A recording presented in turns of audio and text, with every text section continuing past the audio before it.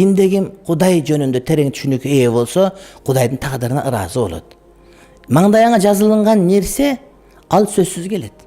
Адамзаттын бардыгы чогулуп, саң аны бербей кое турган болсо, ал бере албайт, ал сөзсүз түрдө келет. А бирок маңдайыңа жазылмаган нерсе, башың таш курсаң дагы, адамзаттын бардыгы кааласа дагы, анын сага келбестиги анык нерсе.